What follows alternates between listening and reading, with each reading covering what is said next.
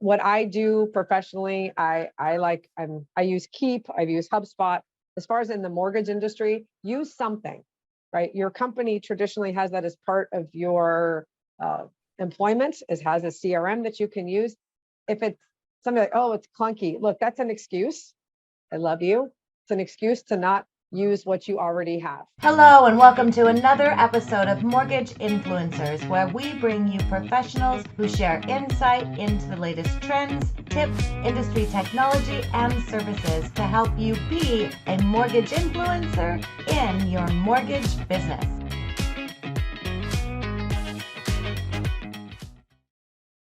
Okay, so we want to welcome you to this week's episode of Mortgage Influencers. My name is Ginger Bell, and I have with me my co-host Steve Richmond, and we have a special guest today, Coach Katey. Hey, guys.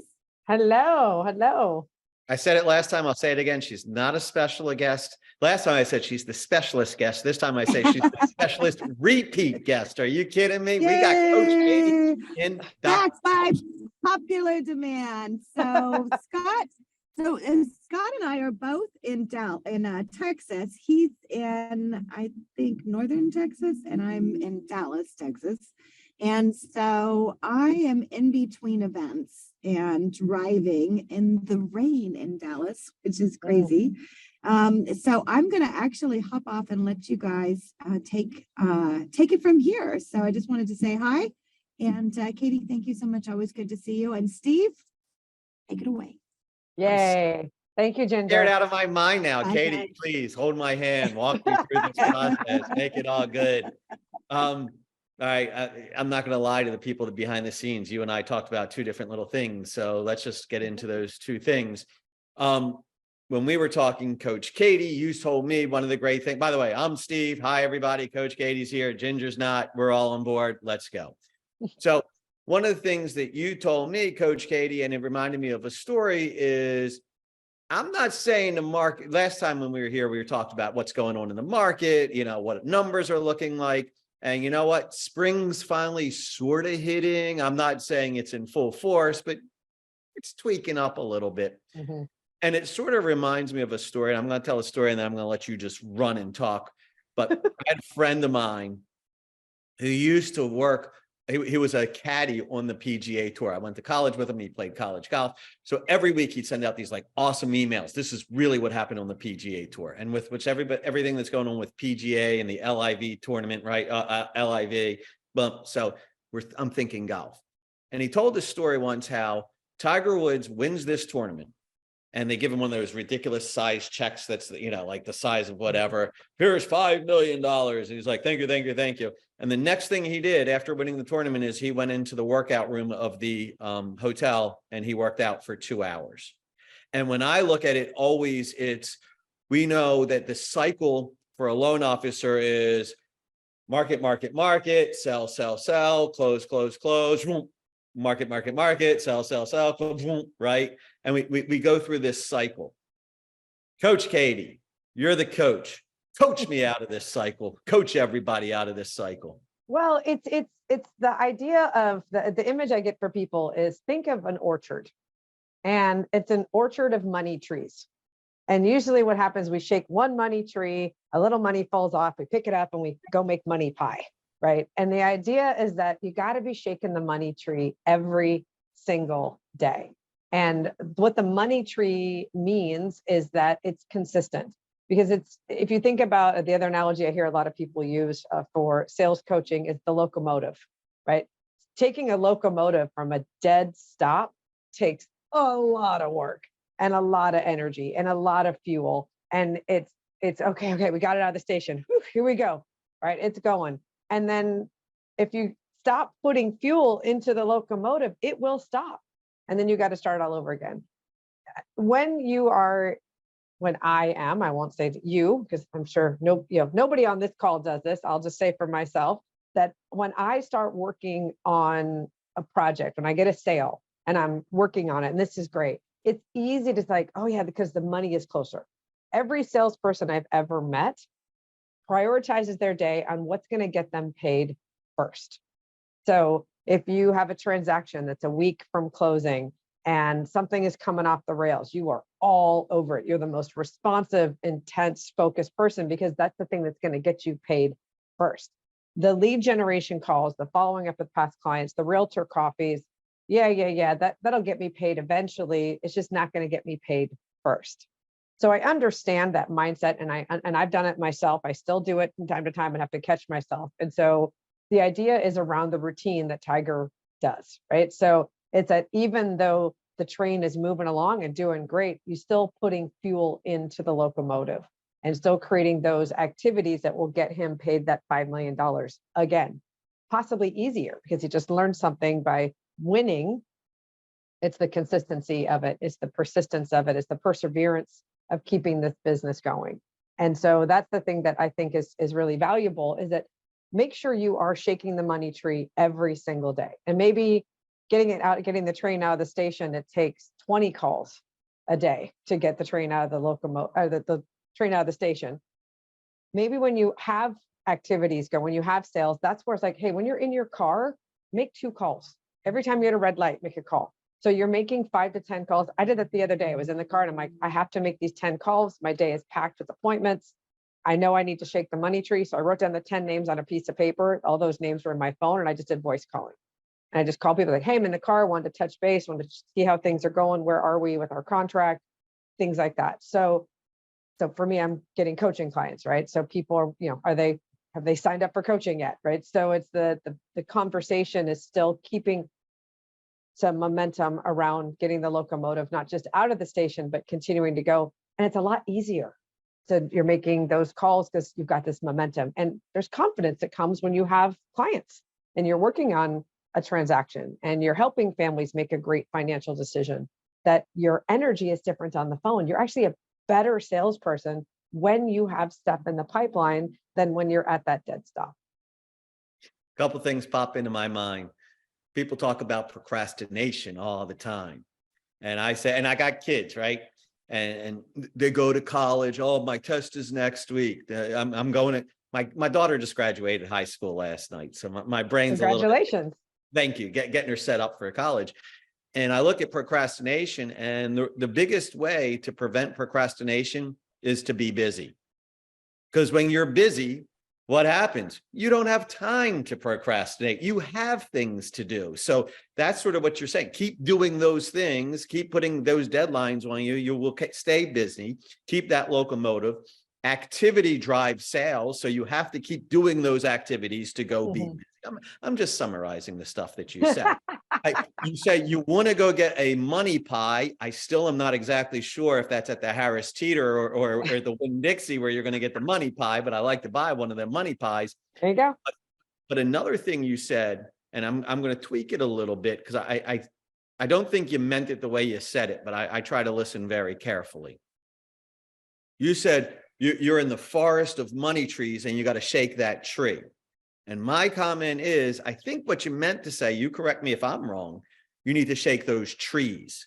You can't keep shaking the same money tree, the same money tree, the same money tree. You're shaking that one, but you're also shaking others to try and see what can generate there. Meaning, hey, when we go back to what Coach Katey was talking about, you're working on this one deal with this one real estate agent or with this, and this one customer, but there's all those other money trees, those other real estate agents and those other customers, and you have to keep shaking those at the same time. Am I correct? You do. Yeah, you do. I mean, I think I just shake the money tree to me is more of a euphemism of do sales activities, right? So if shaking the money tree today is calling past clients, shaking the money tree tomorrow is calling realtors, shaking the money tree on Friday is calling CPAs. But you just shake them, whatever the money tree, and it could be different trees. Well, I always find it funny, because this happens all the time, is that you are calling past clients, and a week later, somebody calls you who you didn't call, you haven't talked to them in a year, and they're like, hey, just thought of you. And it's like, wait a minute, I didn't even call them. And that happens in an orchard too, right? You're shaking one tree, and a tree 3 rows down, 2 to the right, the fruit falls off of it. It's like, wait, what? I wasn't even shaking that money tree, and money's fallen off. That happens all the time because you're at the activity. It's the small little vibrations of energy and intention that have a ripple effect around the world. And so it's when you are focused on, hey, I'm keeping the the fire into this locomotive, that the locomotive is going to go and it's going to figure out how we're going to attract this kind of energy. It's pretty cool. That being said, folks, I am Steve Richmond. We're with Coach Katey. Ginger's on the road today, so she's not going to be with us. We're talking about this, but as you can see, it really is not rehearsed. There's a chat box, a Q&A box at the bottom of the screen. You got Coach Katey in the house. If there's a question you have for her, if you want to get some more information, it's not what I want to ask her, it's what you want to ask her. So please go into that chat box. If there's any questions for her or for me, I guess, throw it in the chat box, throw it in the Q&A. I'm going to take my next question that I have for the coach, but please share. This is a whole group thing. Type your stuff in there. But I know for me, sale or sell is a 4-letter word. And I know me, I'm a salesperson, but I don't like to be sold to. So I don't want to say I feel like a hypocrite when I'm selling, but I'm like, how do I sell to the way that I want to be sold to? Because when I'm getting sold to, I feel like I'm being manipulated. But so what I want to say is, how do you take that sell is a 4-letter word, and oh God, here comes the sales pitch. Here it comes. Yet, oh man, now I'm the one making the pitch and I'm going to make it fresh and different and awesome. Coach Katey, go. Oh man, this is a big thing for me. So the joke I say is that I've been selling since the 1st grade because I went to Catholic school. So I was selling candy bars as a fundraiser for Catholic schools. I've literally been knocking on doors since I was 6 years old. And my sales is my profession. It's what I coach. And here's the thing. I've just got so many things about this. One, we live in a free market economy, and a free market economy only works when a sales transaction happens. All of us like to buy. It's fun. Like, oh, look what I just bought. Look what I got. And we show our friends and we post about Facebook and look what I just bought. I challenge, if people were waiting like 10 minutes before they got on this call, how many of you were on Amazon.com thinking about what do I want to buy? Or, hey, I got 10 minutes. Let me go see what else is out there. Right. Go ahead. I'm sorry. Right. We like to buy. And I could be like, oh, I'm not really a salesperson. You know, I'm more of a consultant. And I'm like, okay, well, consultants get paid by the hour. Salespeople get paid when a transaction closes. So we are salespeople, and that's awesome because, again, we are driving a free market economy in what we do. Now, salesmanship is just like any other profession. There are creepy, gross plumbers, and there are plumbers that are amazing. It's the same thing in sales and same thing in any industry. There are people that are slimy and creepy, and then there are people that are efficient and amazing at what they do. So being a salesperson, I want everybody to think about being an 8-year-old. If you have ever been an 8-year-old, you know how to sell. You have the skills. There are no better salespeople in the world than little kids, 5 to 8. They're ridiculous. They're objection handling machines. They are focused on their intention. You talk about manipulation. Are you kidding? Right. So, and I always think the word manipulation is sort of like peer pressure. Peer pressure can be very positive, right? There's peer pressure in a negative thing of like, oh, if all your friends were jumping off the Brooklyn Bridge, would you jump off? No, but if all my friends were picking up trash at the park and I see my friends picking up trash at the park, that's peer pressure too. I'm going to go help pick. Oh, hell, that's a good idea. I'm going to go do that. So salesmanship, peer pressure is all about being a kid and making friends on the playground. So I got to ask you, Steve, what was your favorite sport activity to do at recess when you were 8 years old? Kickball. Kickball. Yes. So when you play kickball, right, you go out at the recess, you're like, yes, I'm going to play kickball. And you go to one kid and you go, hey, do you want to play kickball? And the one kid's like, nah, I'm going to do hopscotch. Great. Do you want to play kickball? No, I want to do the swing. Okay, cool. Do you want to play kickball? And then you find somebody who wants to play kickball because you are focused on playing kickball and having it be fun. Now, that's sales. That's it. Go make friends on the playground. Go talk to people about what you're excited about, which is the mortgage industry and how we can help people and what are the opportunities in this market, and asking questions around people's largest financial investment of their lives, which is their home. See if anybody wants to play kickball with you. And it's not personal. And that's not thinking, oh, because I don't want to bother anybody. You're not bothering somebody. You're just asking, hey, I've got some updated information on what's happening in the mortgage. hey, there's a lot of misinformation about what's happening in the mortgage industry right now. I just want to be an advisor to you if you have any questions. Talking to realtors, hey, let's schedule an appointment and talk about what are some strategies to help you with your business. I'd like to learn a little bit more about your business. And if a realtor says, no, I don't really want to meet with you to talk about strategies to help me with my business. Oh, okay, fine. You don't want to play kickball. I'll go find somebody else that does go, oh, that's an interesting conversation. What does that look like? And I think that's the other piece about it sometimes too, around kickball. We'll still use that analogy. The third time you go to that person and say, do you want to play kickball? I'm like, I keep asking me to play kickball. And I've never played and I don't really know what that means. And what are the rules? And it's like, oh, okay. Well, let me explain to you, this is how we play kickball and you want to give it a shot and see how it goes. And that's it. That's sales. That's the most basic sales on the planet, is about being a kid, going out at recess and making friends, telling people what you do and why you're excited about it. And then if they don't understand it, maybe explain it, explain the rules, explain what you're doing. Why are you meeting with realtors? Why are you meeting with past clients?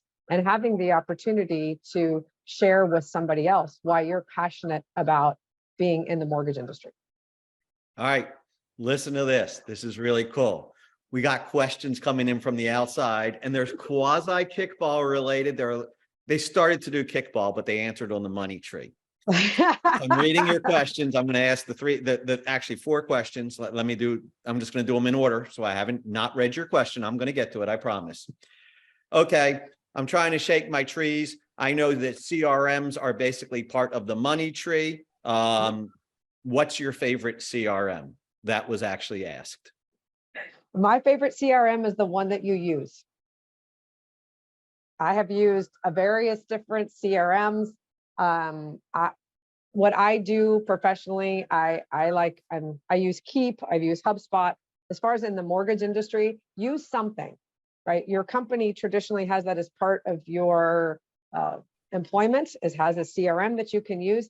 If it's something like, oh, it's clunky, look, that's an excuse. I love you. It's an excuse to not use what you already have, okay? We call that procrastination. Lead generation avoidance is what that is. I don't like my CRM. I don't care if you use an Excel spreadsheet. Put something together where you have a system for calling people, emailing people, and letting them know your value. And you help people make decisions on the largest financial investment of their lives, which is their home. So use any CRM. And if you don't like it, go out there and start researching for yourself, because what's going to work for me is different than what's going to work for Coach Katey. And what's going to be different for Coach Katey is going to be different for Michael. You have to, each one has their own tweaks in their areas, so you can research them. And I tell you what, everybody, and I consult with a lot of companies also, and everybody complains about it, but the ones who just say, I'm not going to complain about it, I'm just going to use it, they get wonderful results from their CRM. So it doesn't matter which one. It doesn't matter. Oh, well, this one has better talk to text. Okay, that's nice. Oh, well, this one's easier. This one has a better dashboard. Oh, that's nice. Right. Let me tell you something. What should I be on, an iPhone or should I be on a Google phone? Get on the phone, start doing it. That's I'm so with you. Stop worrying about what's the right one. It's the right one the right one is the one that you use. Yes, that's what people ask me, like, when's the best time to call? I'm like, the time that you do. I just, the time that you have, just call. Just you call. Here's the thing, sales 101, right? It was actually written, Gary Keller wrote this in The Millionaire Real Estate Agent, and I learned it in corporate sales before getting into the real estate industry.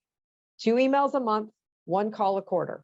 Whatever CRM can do that for you, 2 emails a month, 1 call a quarter, and then do at least 2 social media posts that are business related every week. That's it. Don't overthink this show. You just got the area code, folks. 212. Boom. Coach Katey just laid it out for you. But on that same thing, see, that was beautiful. I don't think you're reading the questions, but I am. The next question is, based on 212, is how many real estate agents is the right number of real estate agents that I need to be calling on? Okay.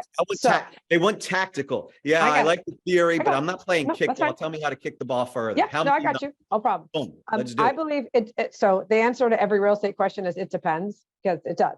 So I don't know what your goals are. So if your goals are to make $50,000 a month, just do the math backwards. What's your average what's your average loan amount? How much do you make per loan on average? And then it's just math, right? If what you make on an average loan is 5,000, that means you need 10 loans. Then you need to go work with realtors that are going to give you 15 leads a month so that you can convert those 15 leads into 10 closed transactions. Then it's just math. It's just math. So you can just do the math backwards. So, hey, I have 5 top producing agents. Each one of them are going to give me 3 leads a month. That's your 15. Easy. So figuring out, and then if you have a giant mega team that you're working with, and you're like, okay, I want to work with this giant mega team and be part of this team and build a partnership and a long-term relationship with these people, and they are consistently net 15 to 20 leads a month, great. Then be a partner, a true business partner with them, and build that relationship long-term. So it just depends. It depends on your goals. It depends on how many, with the realtor's average, the average amount of clients that they're working with. And I'm a huge fan of listing agents. You guys have got to get into a relationship with listing agents. You're preaching to the choir. Oh my God. Please, nobody else is. Go do it. Every Differentiate time yourself. every time you work with a listing agent, what have you just done? You close that loan. You always want to go to a what? An agent, a buyer's agent, and say, oh, can I prove my worth to you? You're doing it in front of the listing agent right there. You have a demo opportunity. Why you're not embracing that, beyond me. But watch this. Look, I'm going to do this. Coach, you'll tell me if this is good or not good.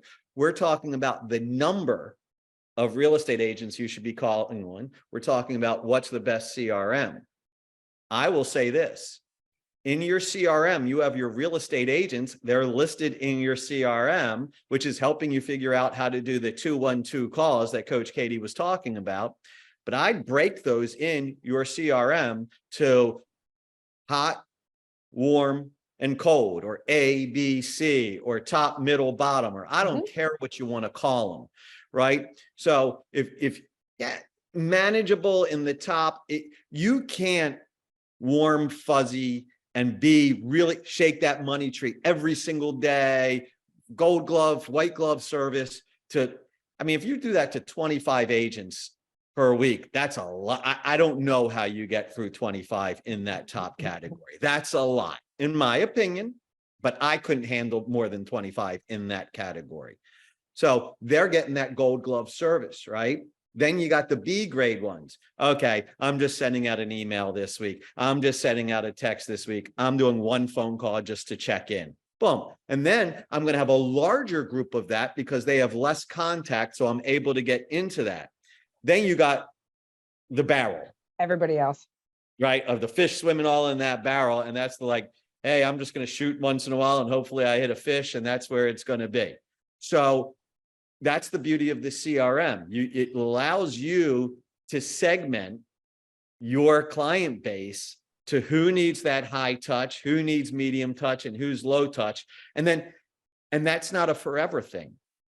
You're moving somebody into the middle touch, into high touch, because all of a sudden they just have 2 new clients that they're ready to work with, and they go over here. The other person says, I'm going on vacation for the next 3 weeks. Okay, I'm moving you back over to here. That's a good way to do it. Agree, Right. disagree, or? Yes, I agree. I'm going to actually tighten that up even more, if that's Yes, okay. go. So I would say, I want you guys to think about you are filling seats on the bus. So if you have 5 top producing realtors that you are meeting with every week, you know their business plan, their personal goals, you are absolutely intertwined into their business and they into yours. You enjoy talking to them even when it's bad news. That kind of relationship. And it takes time. You are filling seats on the bus for those 5 spots. Those people you talk to have a check-in call once a week, maybe an accountability call once a week. And I've said this before, I'll say it again. Real estate is an extremely lonely business for realtors. For them to know they have a buddy, a partner, somebody that can pick them up when they're down, somebody that can celebrate them when they get a win, huge. A seat buddy on the bus, right? Isn't that what we had to do when we were little kids? Right, Who's your seat buddy when you go on buddies. field trips? You got your buddy. Got your buddy. And so if you have 5 seats, you are literally going out and interviewing realtors to say, who do I want to be interacting with this much? Those are your A plus people. You're going to be interacting with them probably more than once a week on transactions, but you have a specific time every week where you're sitting down face to face or over Zoom or phone call for half an hour. Hey, are we on track? Are you on track? Am I on track? What do we got going on? What's in the pipeline? What open houses? What events are we doing? All those things. So when you go and meet with realtors, you're literally interviewing them, learning about their business, learning where they get their business, learning about their personal life. How do they get into real estate is my favorite question, because it teaches you a lot about their mindset and where they came from and their background and all these things. They're fascinating conversations. Your second group, or your B group, is people you talk to once a month. Maybe all these people still get 2 emails a month, 1 call a quarter, regardless. But the once a month people are people maybe you didn't quite really connect with them. You know, there was a connection, or maybe it didn't quite click, but you like them and they do a decent business, but they're not crushing it. They're not in that top 10%.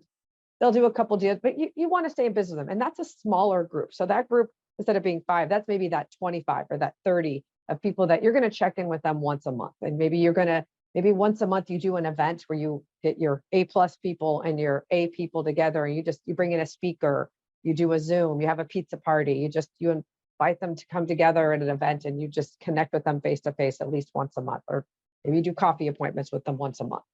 The third group is like that C group, right? The C group is they're occasionally you like them, but they don't do a lot of business, or they're retiring or whatever. Look, as I said, 2 emails a month, 1 call a quarter, 2 social media posts a week, right? Those people, you're going to check in once a quarter. Again, maybe you're going to have an agent appreciation event once a quarter, and you're going to invite everybody that's part of those groups, right? ABC. The D people are the people you don't like and you want them out of your database because you hope you never see them again, right? And those look, we don't have to be friends with everybody in the playground. You go in the playground and you're like, oh, good. I don't need to be friends with you. Let me get D people, and then I got a question in the audience. Okay.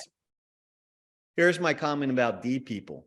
There are a lot of brand new loan originators in this business that are saying, oh my gosh, I am so hungry. I don't have anything in my pipeline right now.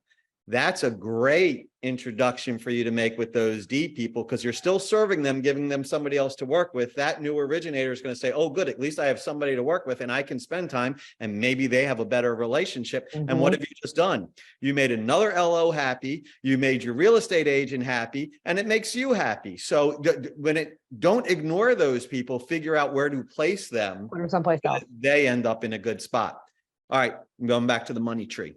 But instead of money, there are apples. And this one person who just wrote it, I'm very, very articulate today. This person who just sent the question, they said, they're apples and I'm shaking it. And every time the apple lands, there's a worm in that apple. When do I get the good apples to land? i.e., they have low credit. They just went through a bankruptcy. They have no money for a down payment. I keep attracting the customers that I don't want to attract, because I attract the problem child. Okay, so you're going to hate me for this one. It's because no one could ever hate you. It's because you're allowing it. Yeah, we get what we tolerate. So, and we also get what, if we're not clear on our expectations, we get everything. If you're clear, like, hey, I want to work with you. That is from somebody who hasn't done a deep dive on the relationship with the realtor. They've gone to realtor, they've had maybe a quick coffee conversation. It was very high level. The agent maybe liked you enough to be like, well, let's see if you can take a couple of these people that I'm not sure can even get a loan. But hey, if you can somehow use a magic wand and have them be able to get, then hey, cool, right? These are people who are likely not to do a deal anyway. But then set the expectation, like, hey, I'm going to do my best and I'm going to show you how professional I am and how I follow up with you and how responsive I am with communicating with you on these people that are duds, so that you can see how I work in my level of professionalism. After X amount of time, I'd like an opportunity to earn business with people that you know are viable buyers, clients, whatever. I'd like to go with you on a listing appointment and see how you do a listing presentation and be there to answer questions for a seller around how the loan process works today, or even pre-qualify the seller for what they're looking to do with their proceeds once they sell. Get into relationship, find out what their needs are, find out where the holes in their business are, and help support them. The reason that they're giving you the duds, the apples and the worms, is because you haven't built trust yet. They don't know why they want to work with you. And they're like, well, if I give you these and you can somehow turn this worm into apple pie, cool. But their database is their reputation. Their clients are their reputation. Their clients represent everything to them. And it's extraordinarily personal. And for my pet peeve is loan officers that walk up to a realtor and like, hi, I'm a loan officer. I know this product and I know this product and I have this product and I'd like to work with your buyer. And it's like walking up to somebody and saying, hey, can I hold your baby? No, weirdo, get away from me. I don't even know you. Like, you seem like a nice person. I'm like, here, take it. No. Yeah, right. Yeah, but baby number 3, I was like, here you go. It immediately puts up the walls because it's like, you don't know me, you don't know my clients, you don't know my business, and now you're coming up and saying you want to take a part of my reputation with you and just see how it goes. That's scary. So don't be scary. And if you want to go consumer direct, my comment is if you try to be all things to all people, you're nothing special to everyone. Let me say that again. If you try to be all things to all people, you're nothing special to everyone. So when you go out and say, I do good credit, I do bad credit, I got first-time home buyers, I got multimillionaires, it's like, okay, come on, you're not talking to me. So once you start to find your home, your group, where you start to fit in, that's where you start to lose those that are not, because some people love tough credit loans. That's what they thrive. Oh, absolutely. So you want to really target where you want to be. We are pretty much at the top of the hour. So that's where I think we did okay for not having Ginger. We might, I don't know, maybe we won't invite Ginger back next week. We'll see what happens.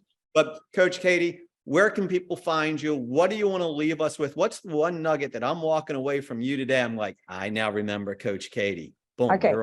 Go make friends. Our job is to make friends and help our friends make good decisions. Go make friends with realtors, go make friends with clients, go make friends and help people with the largest financial decision of their lives. Folks, that's from my friend, Coach Katey. I am Steve Richmond, and I appreciate you, Coach Katey, and I appreciate everybody being here on the call.